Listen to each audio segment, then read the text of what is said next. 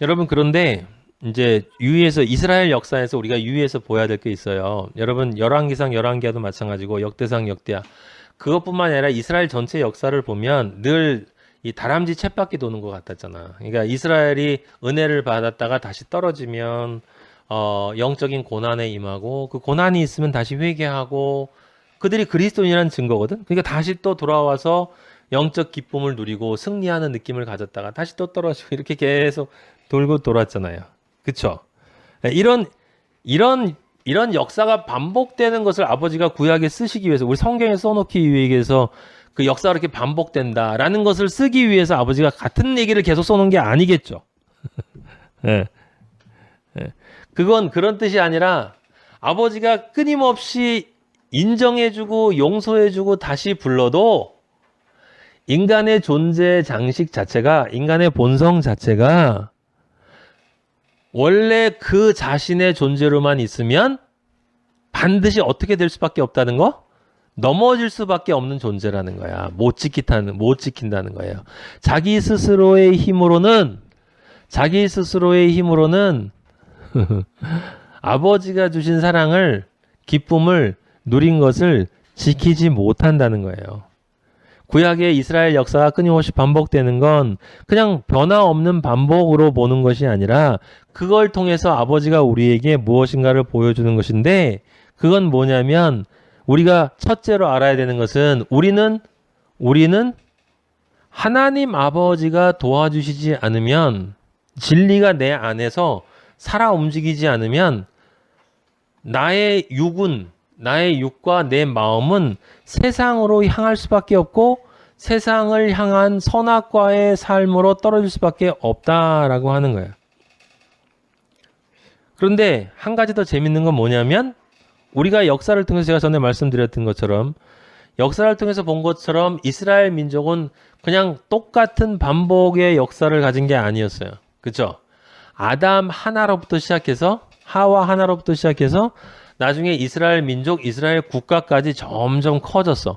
변증법적으로 이렇게 사랑했다가 실패했다가, 성공했다가 실패했다가, 다시 성공했다가 실패했다, 이렇게 되는데, 처음에 개인에서 시작해서 가족으로 갔다, 가족에서 부족, 부족에서 민족, 민족에서 국가, 이렇게 커져가는 것을 아버지가 보여주시는 것은, 사람들은 그렇게 계속 올라갔다 쓰러지고 그렇게 쓰러지고 하지만 하나님이 원하는 역사는 진행되고 있다라는 거예요. 하나님은 그 모든 것을 통해서 아버지가 원하는 교회의 역사를 이루어 가신다라고 하는 거야. 이스라엘, 진짜 이스라엘인 그리스도 나라, 하나님의 나라의 역사를 이루어 가신다라고 하는 것이고, 또 그렇게 이 이스라엘 민족이 계속 쓰러질 때마다 하나님이 사사기 보면은 계속 사사를 보내주셨잖아.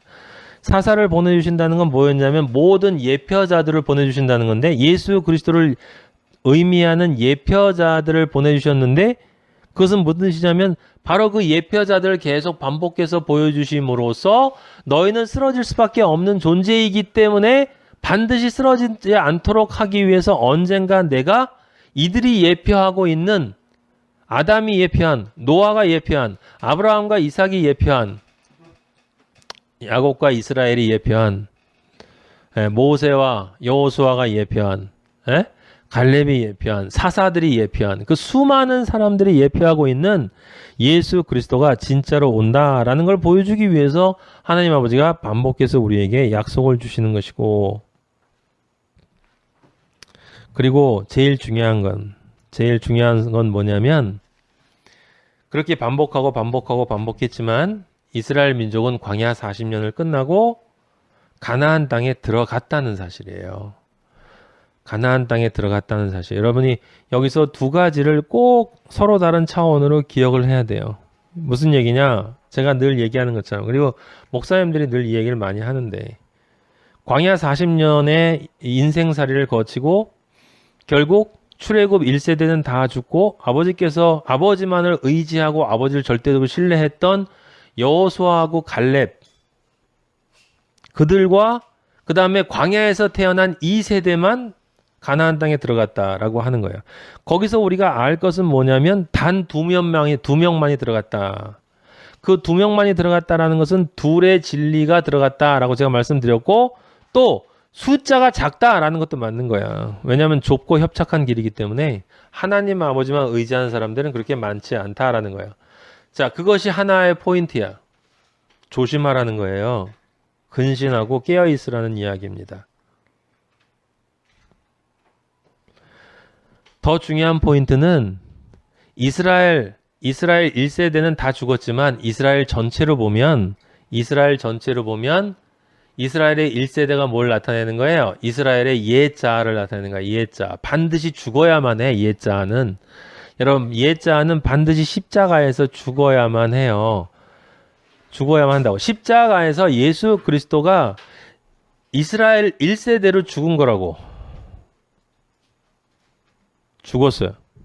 죽고 요단강을 건너서, 즉 무덤에 들어가셨다가 가나안에 넘어갔다는 건 부활했다는 거예요.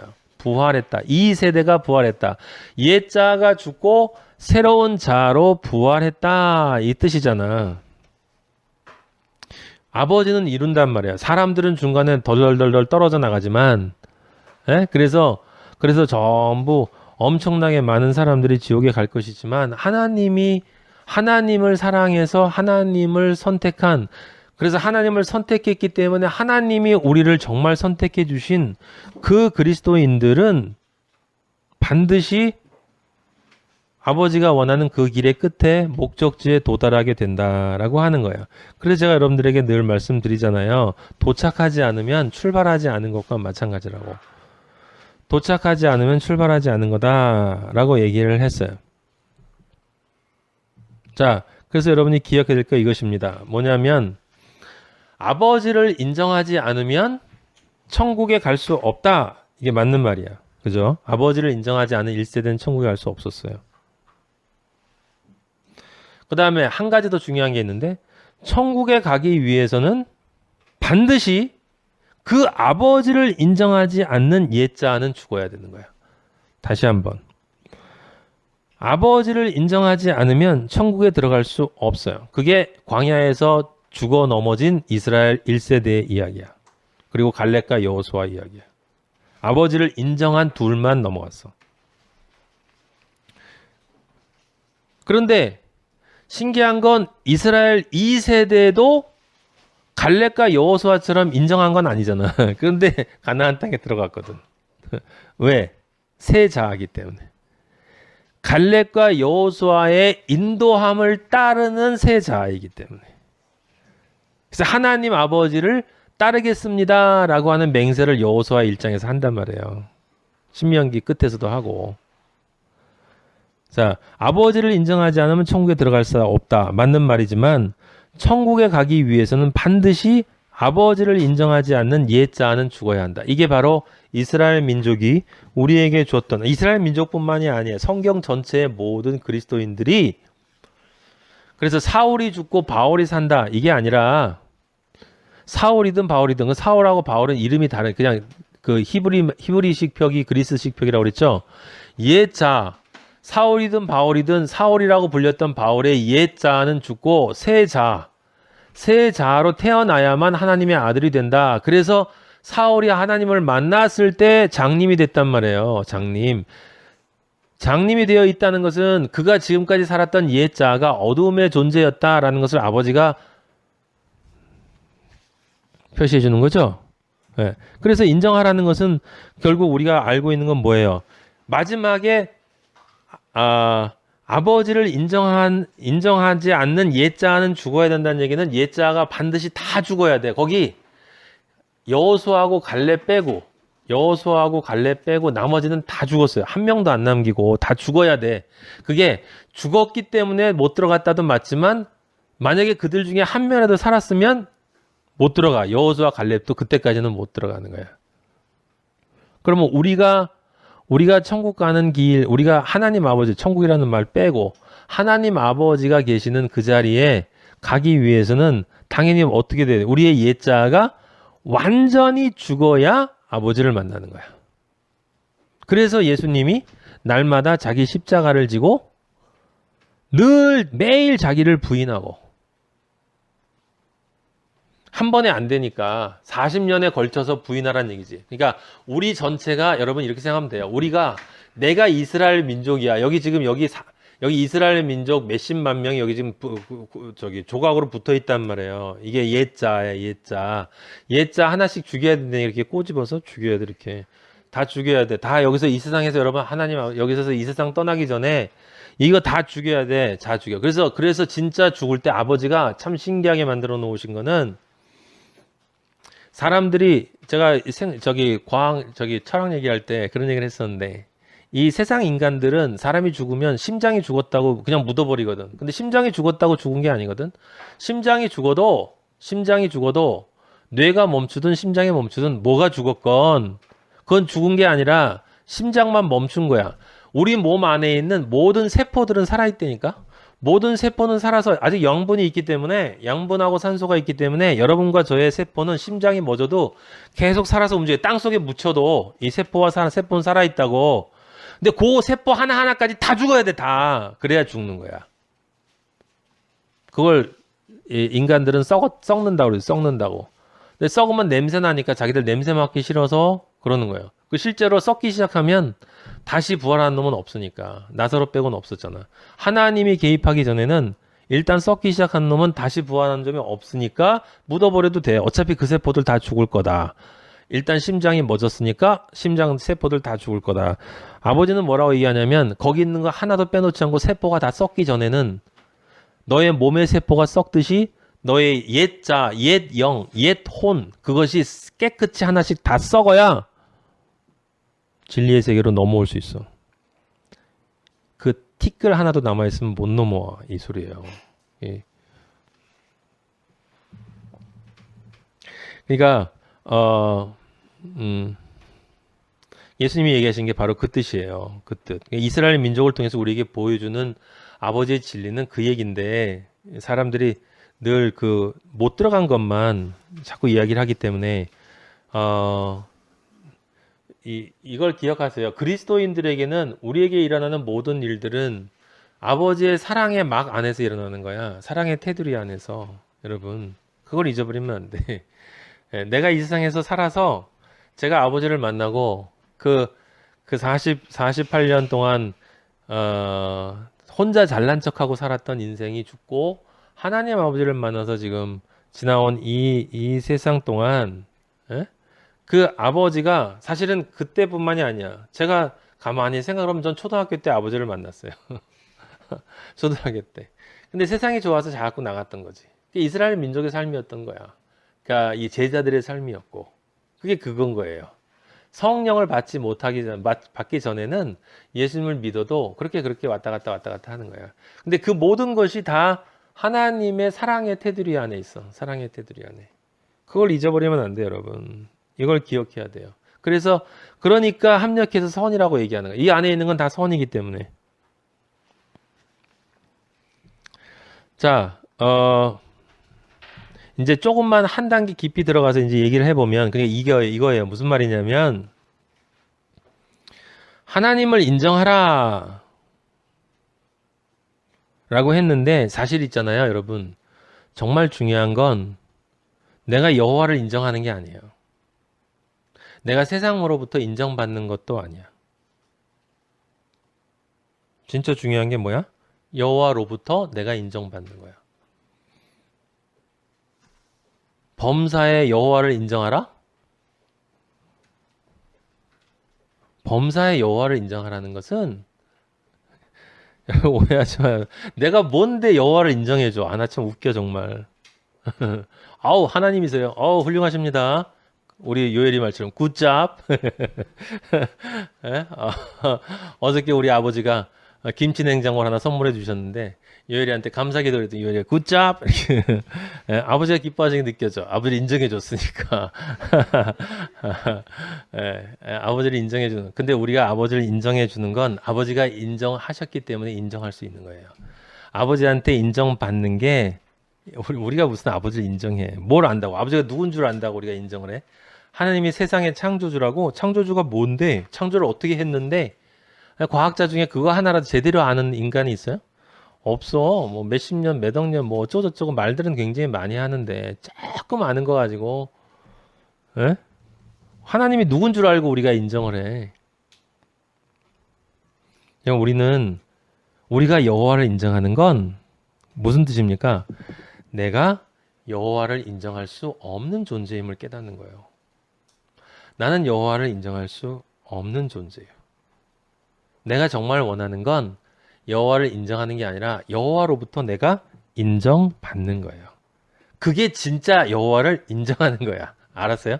아버지가 내가 인정할 주체가 아니고, 인정할 주체는, 여기서 지금 인정할 주체는 뭐가 바뀌었다 이 말이에요. 인정할 주체는 내가 아니라 아버지라는 거야. 아버지가 인정할 주체고 인정받을 객체는 나다 라고 하는 것을 깨닫고, 나는 아버지로부터 인정받고 싶습니다 라고 하는 게 아버지의 입장에서 볼 때 저놈이 나를 인정하는구나 라고 보여준단 말이에요. 그래서 그 뒤에 네 지혜에 의하지 말라 그러는 거야. 명철 의지하지 말라. 네 지혜 의지하지 말라.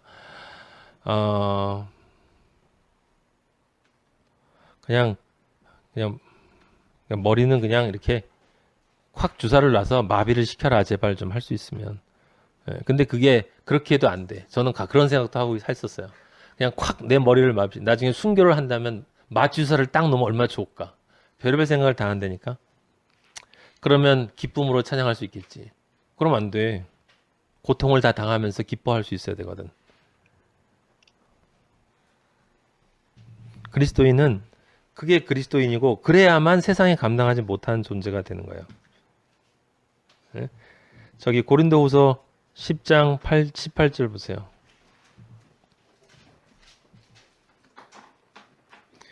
고린도서 10장 18절에 이렇게 쓰여있어요. 옳다 인정함을 받는 자, 이렇게 쓰여있어요. 여기는 인정함을 받는 자라고 나와 있죠. 네, 옳다 인정함을 받는 자는 자기를 칭찬하는 자가 아니요 오직 주께서 칭찬하시는 자니라. 이게 항상 거꾸로 되어 있다는 것을 여러분들은 기억하셔야 돼요.